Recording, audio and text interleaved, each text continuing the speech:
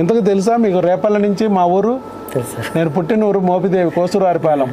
రేపల్లికి అక్కడ 10 రూపాయలు ఛార్జీ. రేపల్లిలో చాలామంది ఉంటారు, కొంతమందికి పెళ్ళిళ్ళు కూడా అయిపోయి ఉంటాయి మన ట్రీట్మెంట్ వల్ల. ఎందుకంటే ఇదివరకు నేను మోపిదేవి మా ఊరు కాబట్టి క్యాంపుకి వచ్చేవాడిని. ప్రతి నెల 2వ ఆదివారం 4వ ఆదివారం మా అమ్మ మా నాన్న చూడటానికి వచ్చేవాడిని విజయవాడ నుంచి. నేను వచ్చుదానని తెలిసిన తర్వాత చాలామంది వచ్చేవాళ్ళు, ముఖ్యంగా రేపల్లి నుంచి ఎక్కువ వచ్చేవాళ్ళు. అలా చివరికి ఏమైందంటే 10 మంది, 20 మంది, 30 మంది, 50, 60 మందికి వెళ్ళిపోయారు. ప్రెగ్నెన్సీలు రావడం, వాళ్ళు ఒకరికొకరు చెప్పుకుని దగ్గర కదా వస్తున్నాడని వచ్చేయడం మొదలెట్టారు. మా అమ్మకి నేను కనపడి ఆవిడకి కాసేపు సంతోషం కలిగిద్దామని వెళ్తే మా అమ్మకి పని అయిపోయింది. నేను ఇక ఆవిడ పులిహారలు వండి పెట్టడం మొదలెట్టింది. అది ఎంతవరకు కలిగిందంటే ఫస్ట్ ఇంత గిన్నె అయింది అది. ఇక ఇలా కాదని చెప్పి మా అమ్మ మా నాన్న ఇక్కడ తీసుకొచ్చేసా.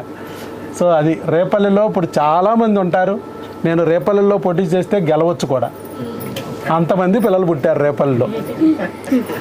ఎందుకంటే కనీసం ఓటేరా మనకి, వాళ్ళ అమ్మ నాన్న చెప్తారు కదా, అరే ఎన్నో కష్టాలు పడ్డావురా, ఎన్నో పూజలు చేస్తా డాక్టర్ గారు పిల్లల వల్ల నువ్వు పుట్టావురా అంటే కనీసం ఒక ఓటేరా అడిగి నువ్వు పిల్లలు పుట్టించినందుకు అంటారు. ఈవిడ వేస్తుంది నాకు ఓటు కదా, నువ్వు కన్ఫర్మ్ ఇవా ఏదంట.